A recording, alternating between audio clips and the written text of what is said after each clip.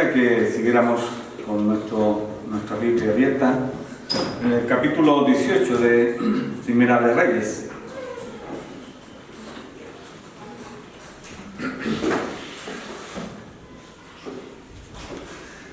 Leeríamos los versículos siguientes hasta el 18.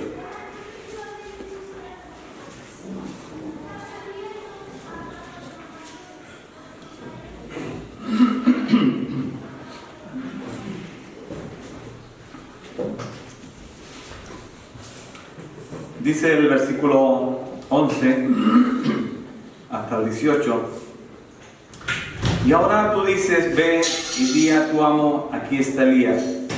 Acontecerá que luego que yo me haya ido, el Espíritu de Jehová te llevará a donde yo no sepa, y al venir yo y dar las nuevas a Acab, al no hallarte, él me matará, y tu siervo teme a Jehová desde su juventud.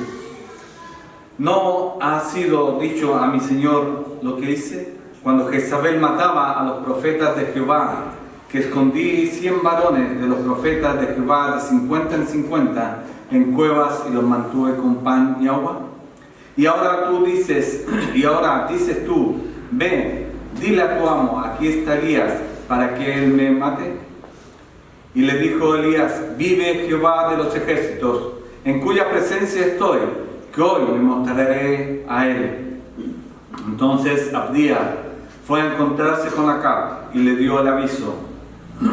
Y cuando Acab vino a encontrarse con Elías, cuando Acab vio a Elías, le dijo, ¿eres tú el que turba a Israel?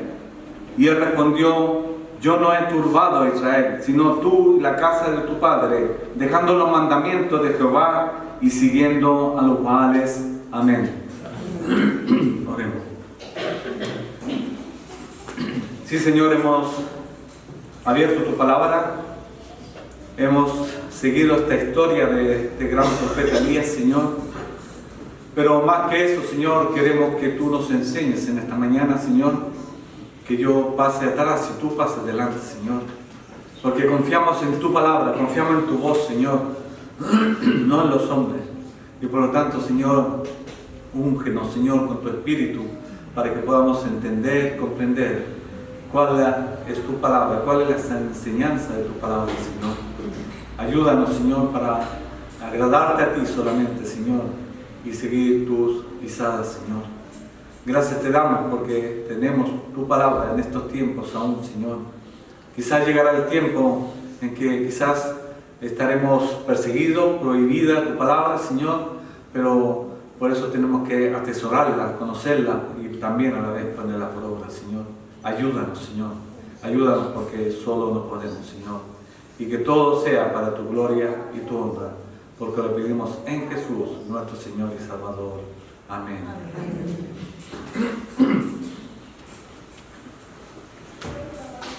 Seguimos trabajando y conociendo un poco más a nuestro profeta Elías.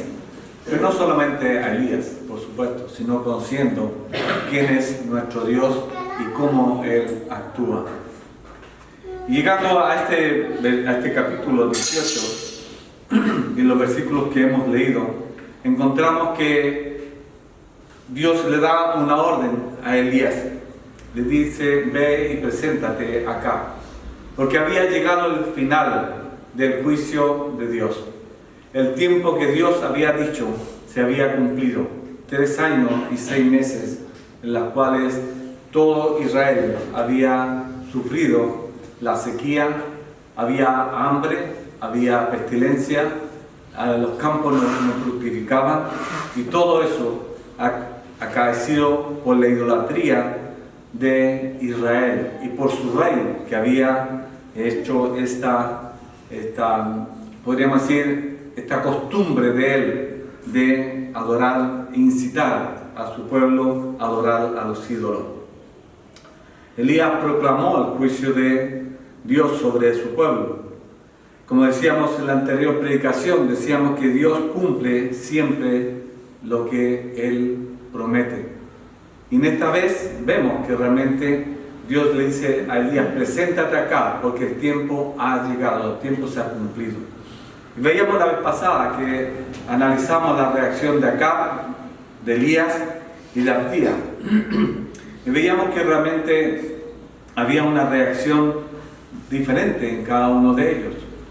Uno, Elías, en obediencia total a la voz de Dios, al mandato de Dios. Acab, un hombre sometido, quizás empleado por el rey, Acab, el rey que sometido a la presión por su casamiento con Jezabel, le dio toda la amplitud para que pusiera todos los ídolos que ella quisiera, instaurando cultos a Baal y a Asera. Y veíamos también a Abdías, un hombre que sometido por trabajo a Acab, pero era un hombre recto delante de Dios, temeroso de Jehová, y él hacía cosas quizás a escondidas para proteger a los profetas de Dios. Pero en esta mañana quisiera que centráramos un poco más nuestra vista en Acab, porque el título de esta predicación es La necesidad de un rey. La necesidad de un rey. Y esto implica más cosas, no solamente la necesidad de Acab como rey, sino también como líder, como hombre en autoridad. Y realmente esas cosas se pueden repetir a través de los tiempos. Incluso en estos tiempos también podemos ver que hay necesidad en las autoridades, necesidad quizás en gobiernos, necesidad dentro de quizás el ámbito cristiano, de pastores, de líderes, de autoridades. Hay necesidad muchas veces en las decisiones y cómo se manejan las situaciones de gobierno. Por lo tanto, quisiera que incidiéramos un poco más en la reacción de Acab cuando se le presenta Elías. Primero que nada, la reacción de Acab. ¿Cuál fue la primera reacción que vimos en el principio? Él, desde el capítulo 17, su única ambición, su único deseo era encontrar a Elías para hacerle cambiar de parecer. Su única. Ahí lo dice que fue a todos los reinos, por todo el reino, coaccionando, amenazando, diciendo y preguntando dónde estaba Elías. Y vemos que Dios tenía planes. Vemos que durante todo el capítulo 17 de Primera de Reyes, vemos cómo Dios traslada a Elías a diferentes lugares. ¿Para qué? Para sustentarlo, protegerlo, alimentarlo y enseñarle. Y hemos visto cómo Dios sustentó a este hombre, pero la clave principal fue la actitud de Elías, la obediencia, la humillación y el sometimiento a la palabra de Dios. Por eso en esta mañana, contrastar la situación de Acab, vemos que un hombre totalmente fuera de sí, sin sabiduría, sin discernimiento, lo único que buscaba él poder hacer junto con Jezabel un plan que tenían ellos para todo Israel. Vemos que junto a su esposa Jezabel, que era hija de Bool, rey de los Sidonios, buscaron a Elías por todo el territorio de Israel y por los reinos circundantes. Pero vemos cómo el Señor con su mano poderosa protegió a Elías. Otra actitud que vemos también en Acab es la actitud que él nunca tuvo pensamientos de buscar a Dios y arrepentirse. Su prioridad era atrapar a Elías para que cambiara su sentencia de la sequía como fuera. Pero qué necio, ¿quién va a cambiar la voluntad de Dios? Si no era Elías que ejecutó la sentencia, sino que Dios a través de Elías ejecutó la sentencia de la sequía por 3 años y 6 meses. La única manera, y todos lo sabemos, yo creo, la única manera que Acab hubiera podido cambiar ese designio sería haberse humillado, haberse arrepentido y pedir misericordia y clemencia a Dios. Era la única forma. Pero ¿qué es lo que hizo? No. Su obsesión era atrapar a Elías, creyendo que él podía cambiar los designios de Dios. ¿Cuál fue la otra actitud negativa de este rey? Su preocupación era lo más posible averiguar dónde había agua. Según un comentarista que vi esta semana, decía, había una preocupación, podríamos decir, legal de él, ¿no? Que tenía manadas de caballos de pura raza y por lo tanto su preocupación era proteger, guardar y alimentar a todos esos animales que él tenía. Pero ¿cómo vemos esta actitud y su pueblo? ¿Dónde quedaba su pueblo? Su pueblo, que era, en teoría, era responsabilidad de él, la prioridad de un rey es por su pueblo, yo creo. Así como la prioridad de un padre es por la familia, la prioridad de un pastor es por su iglesia, la prioridad de un líder es por los que están debajo de él. Yo creo que esa faceta muchas veces nos atañe, incluso en estos tiempos, a nosotros también. Nosotros como líderes o como responsables tenemos una podríamos decir, una gran autoridad que nos depara Dios, pero a la vez que tenemos que estar sobre las personas que Dios nos ha dado. Como un padre está sobre la familia. Un padre no va a formar una familia y después le va a decir que cada uno se la apañe como quiere, ¿no? Yo creo que sería un poco extraño. Que, bueno, en este mundo hay muchas cosas extrañas que quizás lo encontremos, ¿no? Pero su pueblo, un líder, un pastor, un cabeza de familia debiera ser lo más importante después de Dios, la familia. Después de Dios, la iglesia. Después de Dios, el gobierno, si tuvieras en autoridad, el gobierno de una nación, el gobierno de un pueblo, todo eso después de Dios deberá ser la prioridad número 1. Y este hombre no la tuvo. ¿Cuál era su prioridad? Buscar agua y pasto para sus animales. Nada más. Esa era su prioridad número 1. Y esta lección quizás debe ser práctica para nosotros. Tendría que ser práctica para nosotros.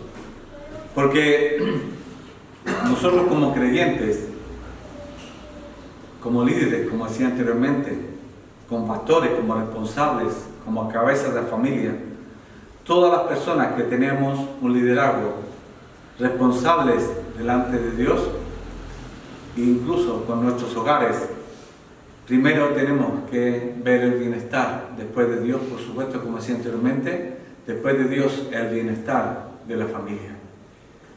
Y eso yo creo que es algo que debe ir marcado en cada persona, porque el bienestar humano, en el caso nuestro, el bienestar humano, el bienestar espiritual, social, familiar, congregacional, marca realmente un testimonio hacia los demás y hacia la misma familia. Vemos la historia de David, cuando antes él quería que Dios lo castigara a él en vez de castigar al pueblo. Vemos a Moisés que dijo, ráeme a mí del libro, quítame a mí del libro, pero al pueblo no lo borres. Pablo en curso dice, si por causa de mí me es mejor quedarme, ¿por qué? Por amor a aquellos que él está predicando, pero para él le hubiera sido mejor irse con el Señor, ¿no? ¿Cuántos de ustedes quizás en esta mañana pensarán que como están los tiempos es mejor irse con el Señor, ¿no? Pero ¿por causa de quién estamos aquí? Por causa de aquellos que están en pecado, por aquellos que van hacia una condenación eterna, por causa de nuestras propias familias, por causa de aquellos que nos rodean. nosotros muchas veces estamos aquí y por lo tanto debemos con ese discernimiento dar gracias al Señor y pedir que el Señor nos ayude en esta tarea a cada uno de nosotros. Pero ¿cuál fue la guinda del pastel, podríamos decir, de esta historia? La actitud, podríamos decir, sublime de acá, ¿cuál fue? ¿Qué dice el versículo 17? Cuando Acab vio a Elías, le dijo: ¿eres tú el que turbas a Israel? ¿Eres tú el que turbas a Israel? El gran deseo de Acab, junto con su mujer, era establecer pacíficamente la religión y el culto a Baal. ¿Y Elías qué es lo que era Elías? Elías era un tropiezo. Elías era un estorbo.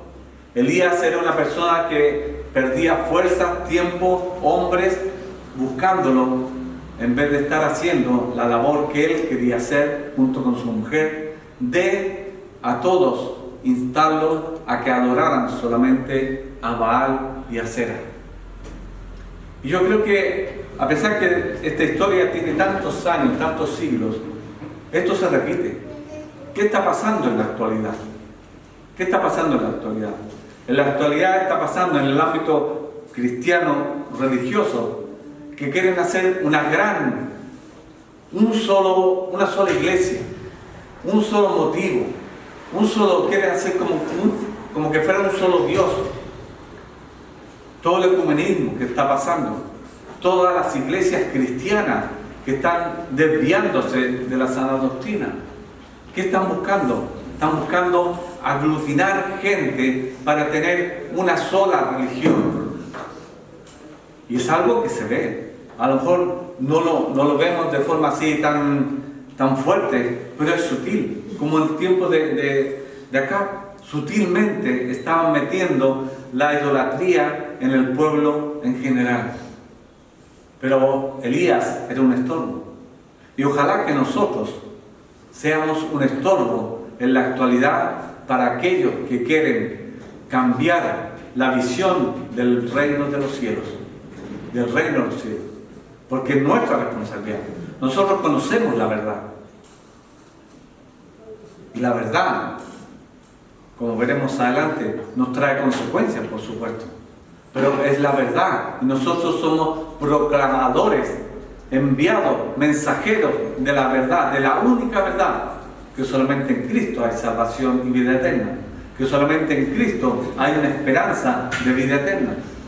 Y todas estas cosas están marcadas en la palabra de Dios. Parece una historia hermosa, sí, de la antigüedad, pero es tan actual porque la palabra de Dios es la misma ayer, hoy y por los siglos. Y vemos que realmente vemos a un Elías, pero también tenemos que vernos a cada uno de los que estamos aquí en esta mañana, que tenemos esta gran responsabilidad de seguir proclamando la única verdad, y esa es responsabilidad mía, cada uno de ustedes que están aquí en esta mañana. Y como vemos, la actitud sublime de Acab, que le dice: eres tú el que turbas a Israel. Vemos que realmente hay una visión de Elías. Él tenía una visión de Elías, que él estaba viendo que Elías era su piedra de tropiezo. Entonces, ¿qué mejor forma de desacreditarlo? Es decir, sí, tú tienes la culpa. Y en estos tiempos también pasa lo mismo. ¿Cómo nos tienen a nosotros? Pasados de moda, estamos trasnochados, que no estamos actualizados, que no nos mezclamos con la sociedad, que lo que está promulgando los gobiernos y la sociedad de todas estas leyes, que nosotros no estamos apoyando todo esto. Hermanos, si pudiéramos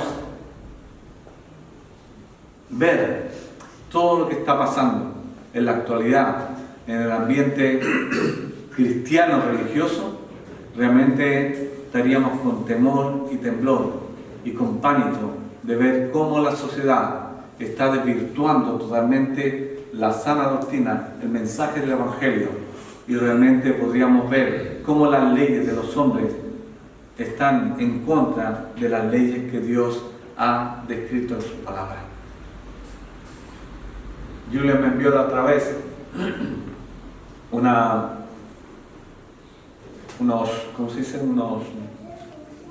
noticias de Protestante Digital y otras cosas. Vemos cómo realmente las iglesias anglicanas y otras están aceptando.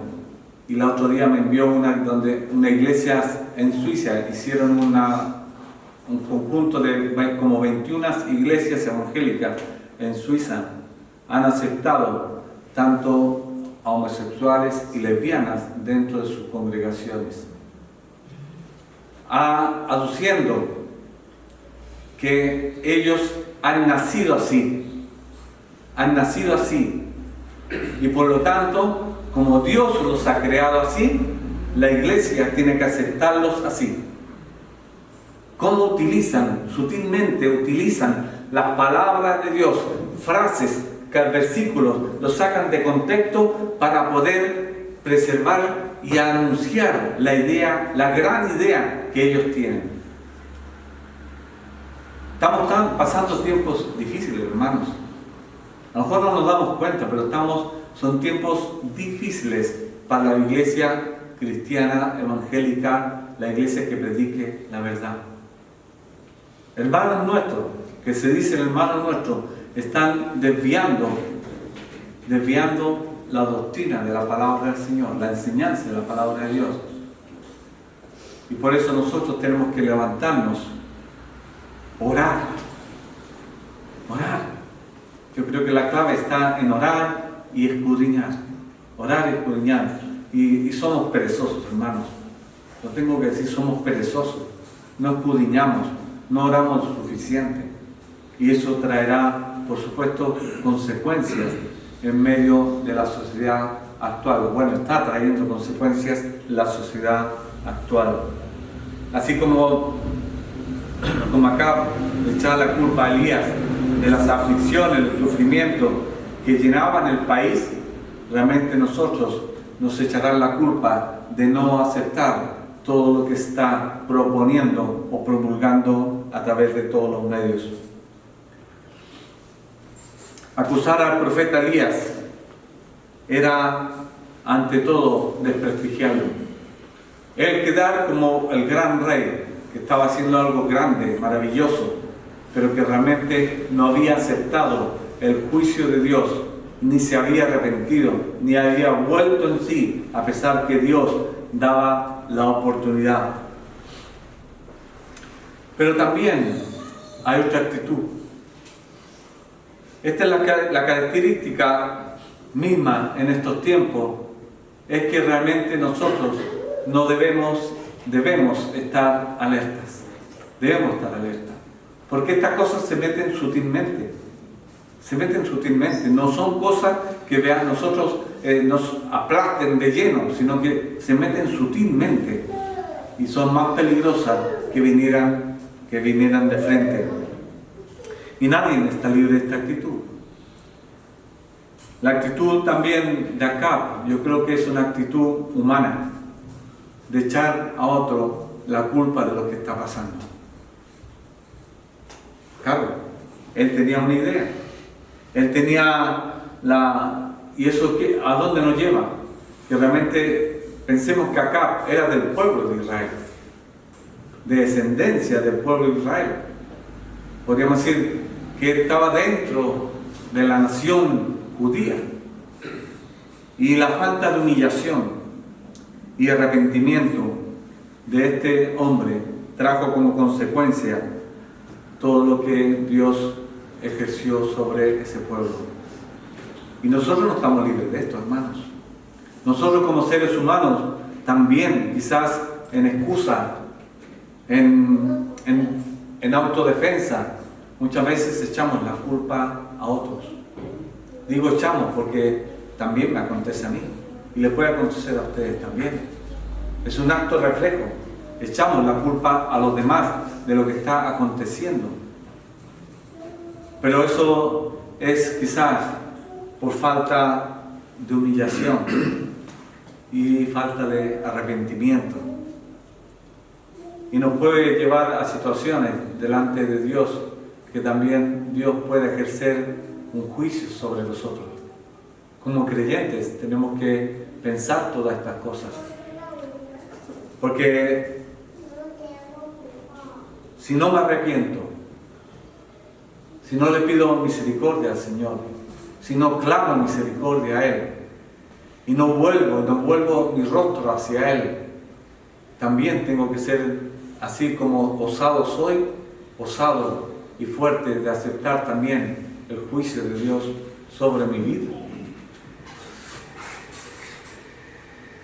Y eso nos puede pasar a cualquiera de los que estamos aquí en esta mañana, tanto hombre como mujer.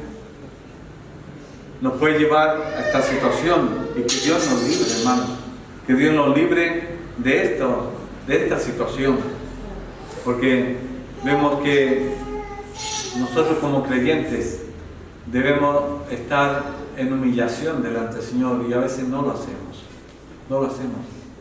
Queremos bendición, queremos respuesta y a veces no, por nuestra actitud, por nuestra soberbia, muchas veces no hay respuesta de parte de Dios.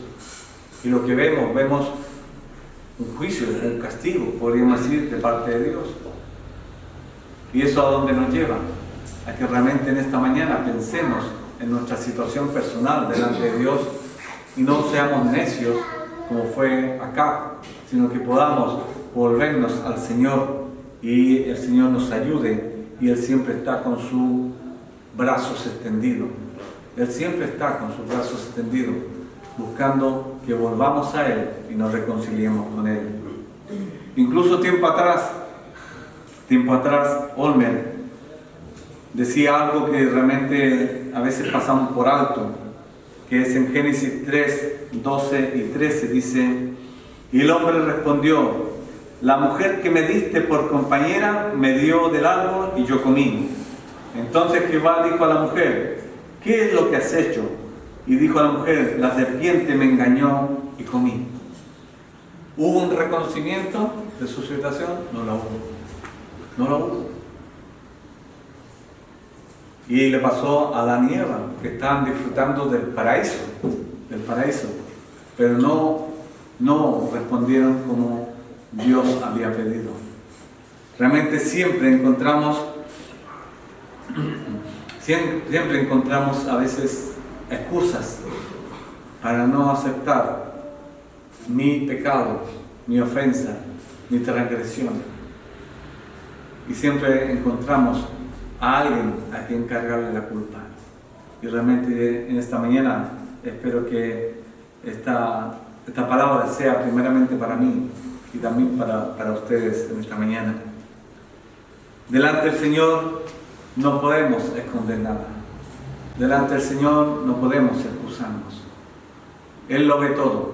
Él conoce todo. Él conoce el futuro. Tu futuro, mi futuro. Él lo conoce. Y por lo tanto vemos que realmente no podemos echar la culpa a otro como lo han hecho tantas naciones, pueblos. Encontramos en Lucas también. Lucas, el pueblo, cuando estaba Cristo frente a Pilatos, Pilatos no le halló culpa. Yo no hallo culpa en este hombre, dice.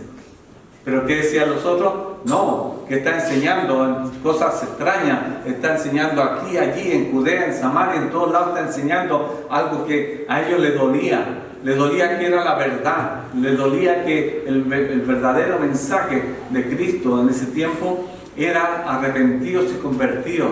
Estaba enseñando el camino de la salvación, pero ellos no querían y por lo tanto le acusaron. Y llegaron al extremo de preferir a un delincuente que preferir a Cristo. Crucifícale. ¿A quién quiere libre? A Barrabás. Pero a este crucifícale. Y a veces nosotros mismos, quizás con nuestra actitud, estamos teniendo este sentir también. No reconocer lo que hacemos. Pero hay otra actitud también que tenemos que tener en cuenta. Y que encontraremos rodea. si nosotros somos fieles a la palabra de Dios, si nosotros predicamos la verdad, actuamos consecuentemente con la verdad, realmente la fidelidad a Dios traerá consecuencias. Provoca rencor, provoca esa hostilidad sobre los que están predicando y haciendo el camino correcto de la fidelidad a Dios. Se levantan enemigos poderosos, incluso los de nuestra propia casa. Se levantan en contra de aquellos que están manteniendo, predicando y testimoniando la verdad del Señor Jesucristo. El deber de todo cristiano verdadero es enseñar a volverse a Cristo, reprobar la impiedad donde quiera que se encuentre, declarar que la paga del pecado es muerte. Y esto no nos conducirá a tener amigos, sino conducirá a tener enemigos. Y quizás podríamos sacar otra predicación de aquí. Podríamos tener una predicación de ver cuánto cuesta seguir a Cristo. ¿Cuánto cuesta servir a Cristo? Y una palabra yo creo que envuelve todo esto es: el que no dejare padre ni madre, ni hermanos ni amigos, no es digno de mí. Es duro, ¿no? Es duro, hermanos. El coste de seguir a Cristo es muy alto, pero realmente el Señor nos dé sabiduría, discernimiento para poder hacer las cosas de acuerdo a sus preceptos. Aquí el Señor en eso nos está diciendo que dejemos, abandonemos a los hijos, abandonemos la familia, no está diciendo eso. No es una excusa para alargarnos. Es que realmente la prioridad, el primer lugar, lo debe tener Él. Dios debe tener en nuestra vida el primer lugar. Pero Cristo nos consuela, hermanos. Cristo nos consuela. Si fuéramos a Mateo capítulo 5, que un poco más Valerie me lo roba. Mateo capítulo 5, encontramos los versículos del 8, la bienaventuranza dice: bienaventurados los limpios de corazón, porque ellos verán a Dios. Bienaventurados los pacificadores, porque ellos serán llamados hijos de Dios. Bienaventurados los que padecen persecución por causa de la justicia, porque de ellos es el reino de los cielos. Bienaventurados sois cuando por mi causa os vituperen, os persigan y digan toda clase de mal contra vosotros mintiendo. Gozaos y alegraos, porque vuestro galardón es grande en los cielos, porque así persiguieron los profetas que fueron antes de vosotros. O sea que nosotros no estamos aquí, no hemos sido engañados. La verdad de la palabra está. Por lo tanto, nosotros, si creemos que la palabra de Dios es verdad, si creemos que este camino que lleva al reino de los cielos no es un camino de un paseo, de un paraíso, realmente nosotros somos bienaventurados. Somos bienaventurados. Somos privilegiados. Pero ese privilegio tiene un coste y ese es lo que debemos nosotros pagar. Pero hay otra actitud que también debiéramos marcar: la respuesta de Elías. ¿Cuál fue la respuesta de Elías? ¿Qué dice el versículo 18? Versículo 18 ¿qué dice? Dice: y él respondió: yo no he turbado a Israel, sino tú y la casa de tu padre, dejando los mandamientos de Jehová y siguiendo a los Baales. Y eso también para nosotros es un aliento, hermanos, pero también una responsabilidad. Porque vemos tres facetas aquí, Vemos primero: yo no he alborotado a Israel, la respuesta de Elías, ¿no? Pero en esa actitud, ¿no?, hay una bienaventuranza para nosotros. Porque ahí implica nuestro testimonio como cristianos. Dice: bienaventurados somos si podemos apropiarnos de estas palabras. ¿Qué quiere decir esto? Que nosotros, con nuestro testimonio delante de la iglesia, los unos con los otros, nuestro testimonio debe ser claro, transparente, como verdaderos hijos de Dios, como que Cristo habita en nuestra vida y que Él es el motor de nuestra vida. Entonces podemos tener la autoridad de responder como respondió Elías. Yo no he turbado a Israel. Yo estoy seguro, tengo la verdad. Yo no he hecho esto, yo no he dicho esto. Y mi testimonio, mi palabra, tiene que ser fehaciente con mi testimonio como cristiano también. Y es responsabilidad nuestra. Es mi responsabilidad delante de Dios. Primeramente para con Dios y también para con ustedes. Por lo tanto, la primera escalón, podríamos decir, que nuestra vida personal sea ejemplo de la verdad de Cristo en nuestros corazones y en nuestra vida. Ayúdenos el Señor a poder tener este testimonio, porque os digo honestamente, solo nunca podremos. Si el Señor no nos ayuda, si no nos humillamos delante del Señor, será imposible. La segunda etapa o escalón, Elías devuelve la acusación a quien le corresponde. Y en este caso vemos que yo no he turbado a Israel, que dice, sino tú y tu casa y la casa de tu padre, dejando los mandamientos de Dios. Sí, había un responsable de aquella situación de Israel. Y el responsable era Acab y la casa de su padre, de Acab, que hicieron lo malo delante de los ojos, más que todos los reyes de Israel, dice su palabra. Una acusación justa y grave, que Acab y la casa de su padre eran causa de todos los males que acontecían en ese tiempo. Pero también la enseñanza para nosotros. Nosotros somos causantes de lo que está aconteciendo quizás en nosotros mismos, en nuestras familias, en nuestra iglesia, en nuestro entorno. Es una gran responsabilidad, como decía, de que analicemos y veamos y pongamos nuestra vida delante del Señor. Y como decía el salmista, examíname, oh Jehová. Examíname. Pidamos que al Señor que nos examine. Todo examen es difícil, de cualquier tipo, ¿no? Estudiantil, de laboral, cualquier examen es difícil. Pero imagínate tú el examen delante del Señor. Que Él nos ayude, hermanos, y que Él nos dé sabiduría, discernimiento, y que Él nos ayude a tener la palabra pronta, oportuna. Pero otra actitud más de Elías. Elías aportó pruebas delante de Acab.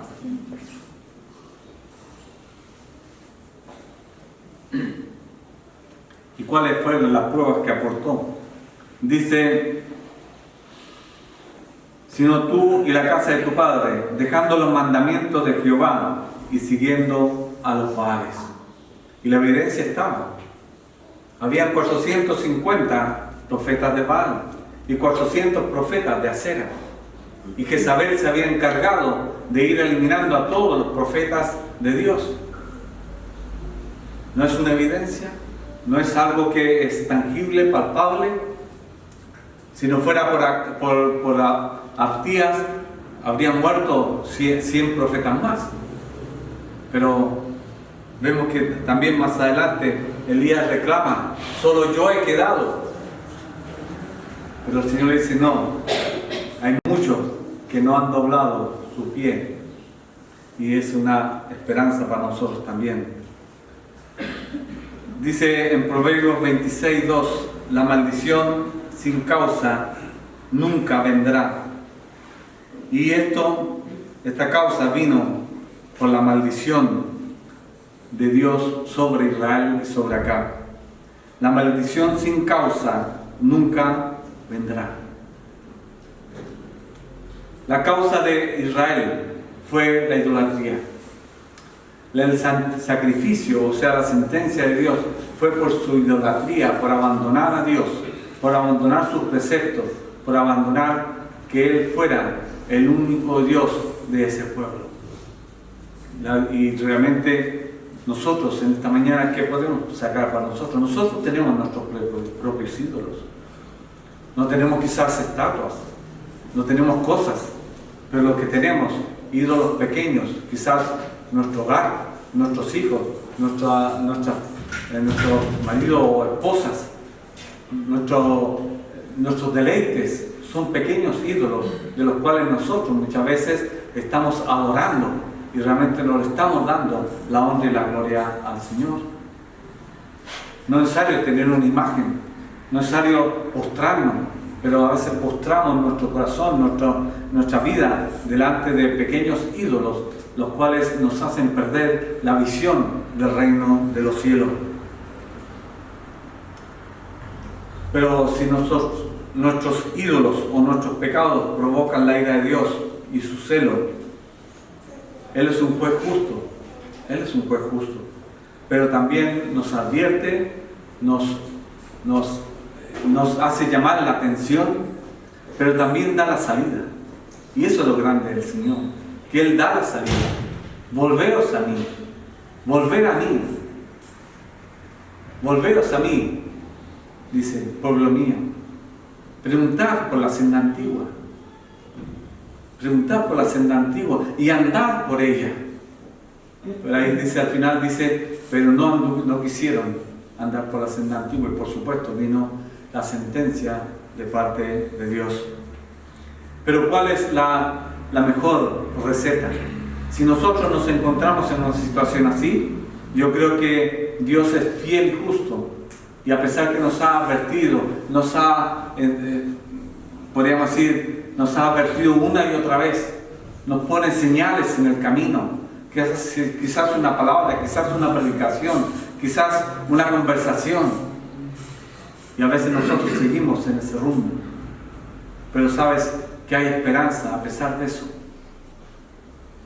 Aunque lleguemos al fondo, si somos hijos de Dios, aunque lleguemos al fondo, ya toquemos fondo, realmente hay esperanza.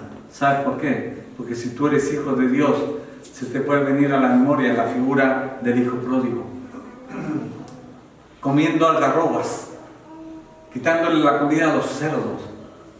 Desde allí, ¿qué hizo? Y volviendo en sí. ¿Cuántos jornaleros en la casa de mi Padre? En el Señor hay misericordia. En el Señor hay esperanza. En el Señor hay restitución. En el Señor hay coger a ese hijo pródigo, cogerlo, levantarlo, bañarlo, vestirlo, colocarle un anillo en su dedo. Matad al becerro más gordo, haremos fiesta. ¿Por qué? Mi hijo muerto ha vuelto. Mi hijo ha vuelto. Y ese es el gozo que debe haber en el cielo y en nuestros corazones cuando vemos un hermano nuestro que quizás se ha extraviado, se ha desviado, y lo vemos volver por la gracia, por la misericordia de Dios. Pero también es una advertencia para nosotros. Sí, el título es un rey necio, pero podríamos decir un creyente necio. Podríamos poner ese título también. Pero dentro de esa necedad hay esperanza. Si somos hijos de Dios, tenemos a quien acudir. Dejar los mandamientos de Dios, sus preceptos, equivocar el camino. Realmente, si equivocamos el camino, nos desviaremos, como está aconteciendo en la actualidad con muchos hermanos nuestros. Iglesias que tenemos presentes están desviando la sana doctrina, están desviando el camino, y aquellos líderes y pastores son responsables de aquellas ovejas. Espero que el Señor en esta iglesia guíe y dirija a todos los que estamos en autoridad, y que el Señor sea ungiéndonos con su espíritu para que podamos seguir la senda trazada por el Señor Jesucristo hasta su gloria. Jeremías 2:19 dice: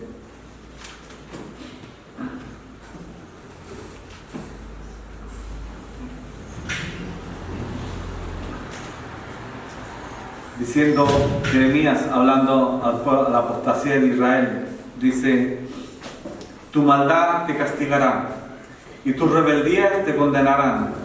Sabe pues y ve cuán malo y amargo es el haber dejado tú a Jehová tu Dios y faltar mi temor en ti, dice el Señor, Jehová de los ejércitos. Hay una advertencia parte del Señor, hay una advertencia.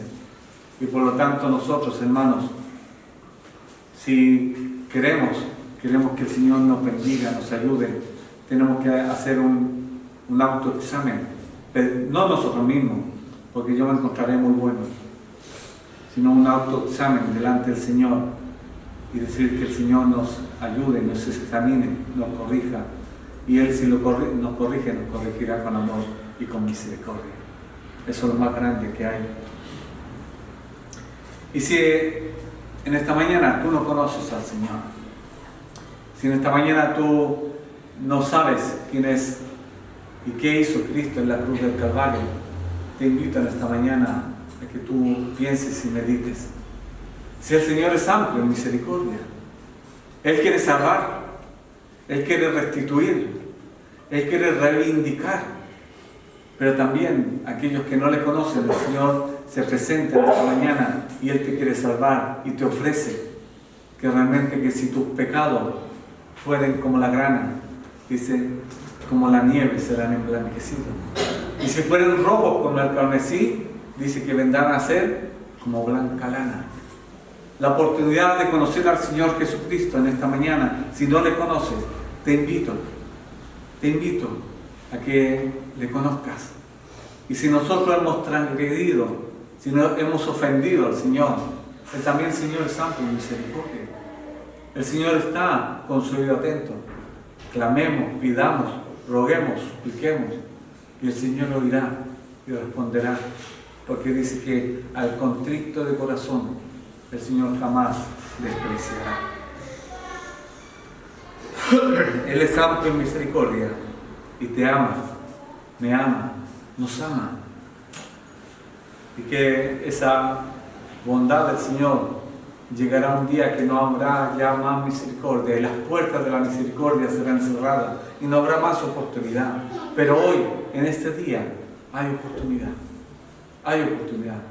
Que el Señor esta mañana nos ayude, nos aliente, nos fortalezca nuestra débil fe y podamos realmente darle al Señor la honra y la gloria, porque Él nos amaba, nos sigue amando y nos amará, porque Él es fiel. Nosotros somos infieles, pero Él es fiel. Que el Señor esta mañana nos bendiga y a Él sea honra y gloria. Amén.